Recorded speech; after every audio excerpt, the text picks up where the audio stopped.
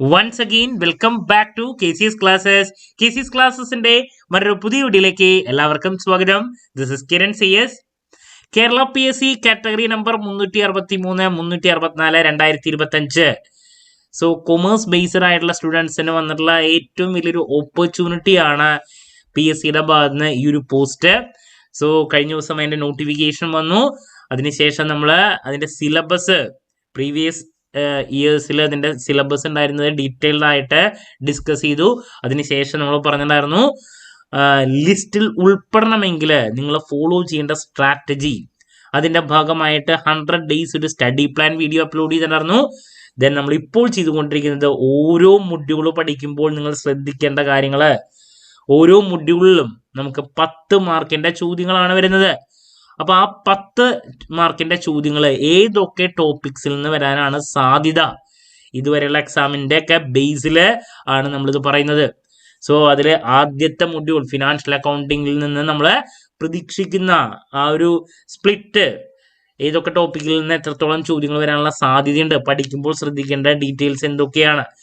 So ഇതൊക്കെ നമ്മൾ module wise അനാലിസിസിൽ ഇപ്പോൾ ഡിസ്കസ് ചെയ്തുകൊണ്ടിരിക്കുകയാണ്. സോ നമ്മൾ ഇന്നത്തെ വീഡിയോയിൽ രണ്ടാമത്തെ മൊഡ്യൂളായിട്ടുള്ള ഫിനാൻഷ്യൽ മാനേജ്മെന്റിന്റെ എൻറ്റയർ ഡീറ്റെയിൽസിലോട്ടാണ് പോകുന്നത്.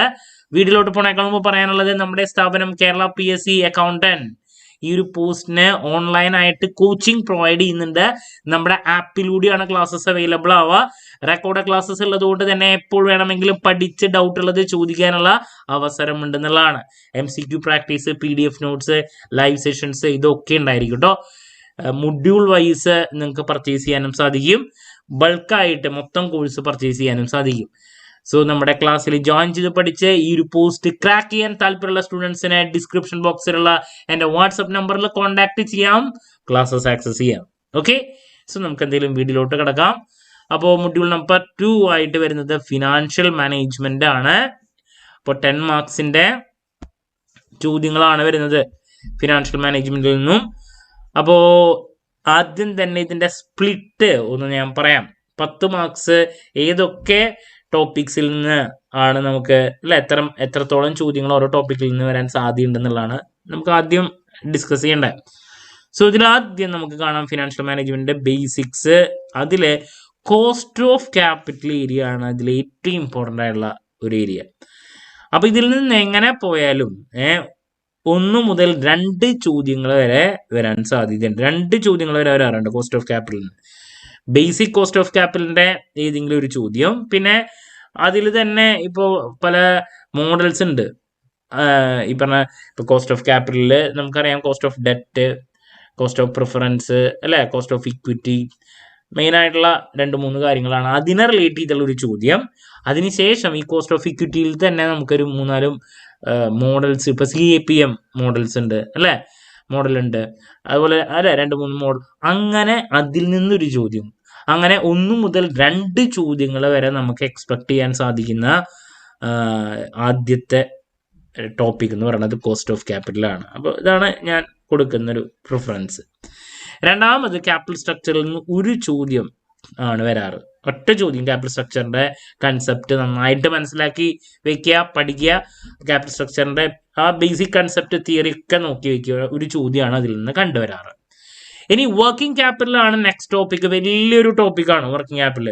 വർക്കിംഗ് ക്യാപിറ്റലിന്റെ മൊത്തം ഏരിയാസ് എന്ന് പറയുമ്പോൾ വർക്കിംഗ് ക്യാപിറ്റലിന്റെ ബേസിക്സ് ഉണ്ട്, working capital cycle, management of cash, receivables management, inventory management, ഇതാണ്. അപ്പോൾ ഇതിൽ ഏറ്റവും ഇമ്പോർട്ടൻ്റ് ആയിട്ടുള്ള വർക്കിംഗ് ക്യാപിറ്റൽ ഏരിയാസ് എന്ന് പറയുന്നത് വർക്കിംഗ് ക്യാപിറ്റലിന്റെ basic theory. Working capital management എന്താണ്, അതിൽ നെറ്റ്, ഇപ്പൊ ഗ്രോസ്, അതിന്റെ കൺസെപ്റ്റ്, നെറ്റ്, അല്ല, ഒരുപാട് ബേസിക് കാര്യങ്ങളുണ്ട്. അതുപോലെ തന്നെ വർക്കിംഗ് ക്യാപിറ്റൽ സൈക്കിളിനെ പറ്റിയിട്ടുണ്ട്. അപ്പോൾ ഈ പറയുന്ന ആദ്യത്തെ 2 ഏരിയയില്ലേ, വർക്കിംഗ് ക്യാപിറ്റലിന്റെ ബേസിക്സും വർക്കിംഗ് ക്യാപിറ്റൽ സൈക്കിൾ, അതൊക്കെ നന്നായിട്ട് നോക്കുക, അതിൽ നിന്നാണ് കൂടുതലിടാറ്. പിന്നെ management of cash, receivables, inventory, ഈ 3 എണ്ണത്തിൽ ഏറ്റവും ഇമ്പോർട്ടൻ്റ് ആയിട്ടുള്ളത് ഇൻവെന്ററി ആണ്.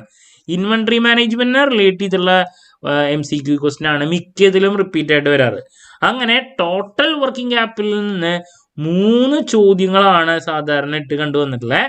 അതില് വർക്കിംഗ് ക്യാപിറ്റൽ മാനേജ്മെന്റിന്റെ ബേസിക് കൺസെപ്റ്റിൽ നിന്ന് ഒരു ചോദ്യം, അതിനെ വീണ്ടും സ്പ്ലിറ്റ് ചെയ്യുകയാണെങ്കിൽ ഇതിൽ നിന്ന് വരണം. ദെൻ വർക്കിംഗ് ക്യാപിറ്റൽ സൈക്കിളിനെ റിലേറ്റ് ചെയ്തിട്ട് പലപ്പോഴും ഒരു ചോദ്യം, അങ്ങനെ വെക്കാറുണ്ട്. പിന്നെ ഈ ക്യാഷ് റിസീവബിൾ ഇൻവെന്ററി ഇതിൽ ഏതെങ്കിലും ഒരു ചോദ്യമാണ് വരാറ്. അതിൽ ഞാൻ ഏറ്റവും കൂടുതൽ കണ്ടുവന്നുള്ളത് ഇൻവെന്ററി മാനേജ്മെന്റിനെ റിലേറ്റ് ചെയ്തിട്ടാണ്. അപ്പൊ ഇങ്ങനെ വർക്കിംഗ് ക്യാപിറ്റലിൽ നിന്ന് 3 അതിനെ സ്പ്ലിറ്റ് ചെയ്യുമ്പോൾ ഈ ഒരു രീതിയിലാണ് ചോദ്യങ്ങൾ കണ്ടുവന്നിട്ടുള്ളത്. അപ്പോൾ ഇതാണ് നെക്സ്റ്റ് ടോപ്പിക്.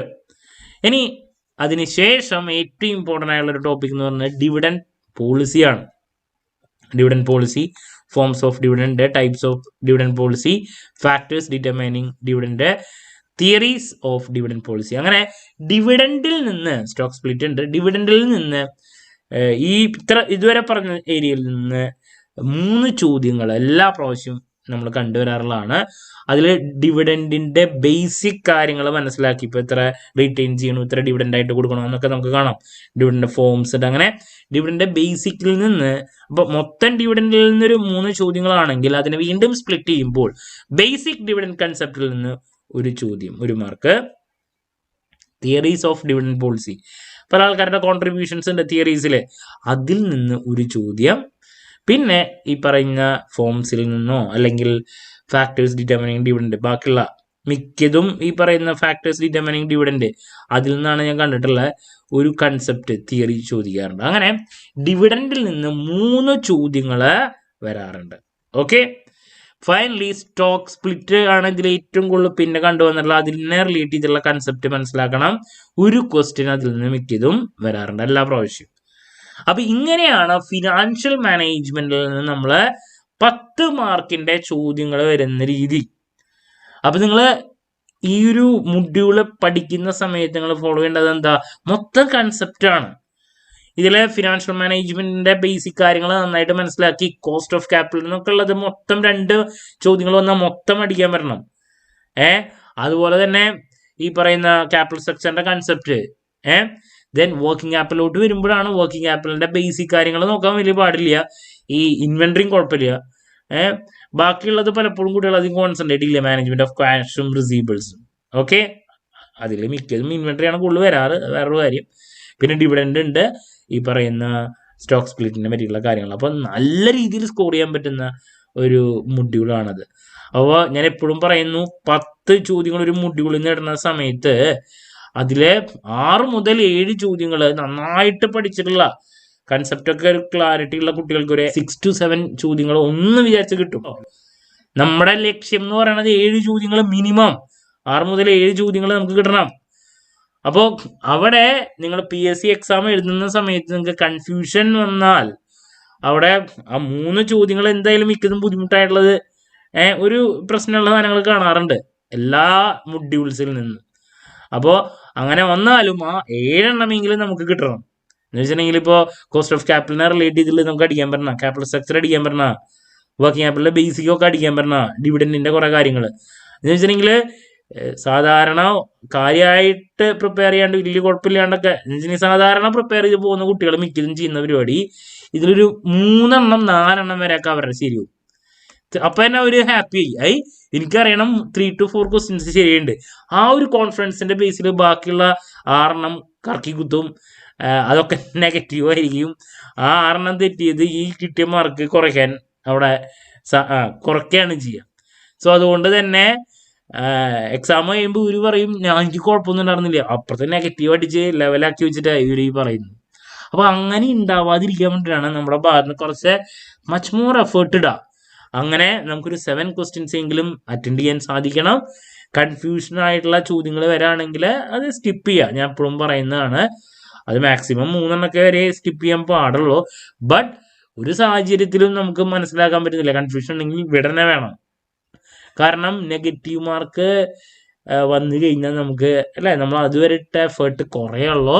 പിന്നെ അത് മാത്രമല്ല, ആ ഒരു എക്സാം എഴുതുന്ന സമയത്ത് നമ്മുടെ ആറ്റിറ്റ്യൂഡിന് വളരെയധികം ഇമ്പോർട്ടൻസ് ഉണ്ട്. നമ്മളിങ്ങനെ ഏത് വന്നാലും കുത്തി ഇരിക്കുകയാണെങ്കിൽ പിന്നെ നമ്മൾ ഫൈനലി എന്തായാലും വന്നാലും അഞ്ചിന് മൊത്തം കുത്തിപ്പോരും. അങ്ങനെ പാടില്ല. അപ്പോൾ അത് നിങ്ങൾ എന്ത് ചെയ്യണം, നമ്മുടെ മനസ്സിനൊരു പിടുത്തം വേണം. ഓക്കെ, ഇനി പഠിക്കുമ്പോൾ നിങ്ങൾക്ക് ഫോളോ ചെയ്യാൻ പറ്റുന്ന പ്രയോറിറ്റി എങ്ങനെയാണെന്നുള്ളത് നോക്കാം അല്ലേ. ഫിനാൻഷ്യൽ മാനേജ്മെന്റിന്റെ ബേസിക് കൺസെപ്റ്റ് നിർബന്ധമായി ആദ്യം നോക്കണം. പിന്നെ എപ്പോഴും ഞാൻ ആദ്യം സജസ്റ്റ് ചെയ്യുക കോസ്റ്റ് ഓഫ് ക്യാപിറ്റൽ പഠിക്കാനാണ്. ഡിറക്റ്റ് ആയിട്ടുള്ള കാര്യങ്ങളാണ്, അതുകൊണ്ട് തന്നെ നിങ്ങളുടെ കോൺഫിഡൻസ് ലെവൽ കൂടും. അപ്പോൾ കോസ്റ്റ് ഓഫ് ക്യാപിറ്റൽ പഠിക്കാം. അതിനുശേഷം പിന്നെ ഈ പറയുന്ന എന്താണ് ഈ ഫിനാൻസിങ് ഡിസിഷനും അതിൽ ലിവറേജിന്റെ കൺസെപ്റ്റ് ഒക്കെ നോക്കാം കേട്ടോ. ലിവറേജ് പലപ്പോഴും ഇതിലെ സ്റ്റേറ്റ്മെന്റ് രൂപത്തിലുള്ള ചോദ്യങ്ങളായതുകൊണ്ട് തന്നെ കയറി വരാറുണ്ട്. പിന്നെ വർക്കിംഗ് ക്യാപിറ്റലിന്റെ ഏരിയ, ക്യാപിറ്റൽ സ്ട്രക്ചർ നോക്കുക.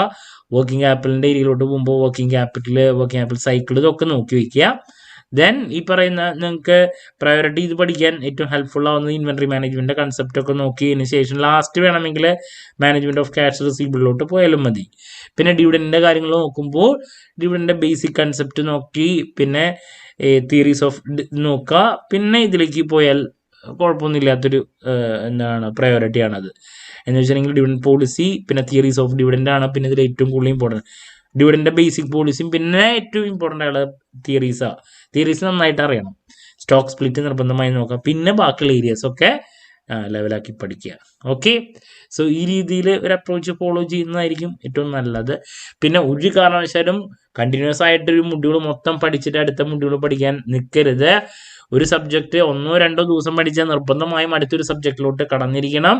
കാരണം അതല്ലെങ്കിൽ നിങ്ങൾ വെറുത്തു പോകും. ഓക്കെ, ഒരു ദിവസം ഒരു ദിവസം ഇപ്പം 2 പേപ്പർ പഠിക്കുന്നുണ്ടെങ്കിൽ അടുത്ത ദിവസം അല്ലെങ്കിൽ അടുത്ത ദിവസം അത് മാറ്റി പിടിക്കണം. ഓക്കെ, പിന്നെ പഠിക്കുമ്പോൾ ഫോളോ ചെയ്യേണ്ട കാര്യങ്ങളൊക്കെ ഞാൻ ഈ 100 ഡേയ്സിൻ്റെ സ്റ്റഡി പ്ലാൻ വീഡിയോയിൽ പറഞ്ഞിട്ടുള്ളതാണ്. അതൊക്കെ എല്ലാവരും മനസ്സിൽ വയ്ക്കുക. അപ്പം ഇനി നെക്സ്റ്റ് മൊഡ്യൂൾ നമ്പർ 3 ആണ് നമുക്ക് കോസ്റ്റ് അക്കൗണ്ടിങ് ആണ്. അപ്പോൾ ആ ഒരു മൊഡ്യൂളിൻ്റെ ഡീറ്റെയിൽ അനാലിസിസുമായിട്ട് നാളെ തന്നെ എത്തുന്നതായിരിക്കും. നിങ്ങളുടെ അഭിപ്രായങ്ങളും നിർദ്ദേശങ്ങളും എന്തൊക്കെയാണ് ഒപ്പീനിയൻ എങ്കിൽ നിർബന്ധമായും കമൻറ്റ് ചെയ്യുക. അതിനുള്ള മറുപടി ഞാൻ വീഡിയോസിലൂടെ നൽകുന്നതായിരിക്കും. മറ്റൊരു വീഡിയോയുമായി വീണ്ടും കാണാമെന്നുള്ള പ്രതീക്ഷയോടെ നിർത്തുന്നു. This is Kiran CS signing off. Have a nice day. Thank U.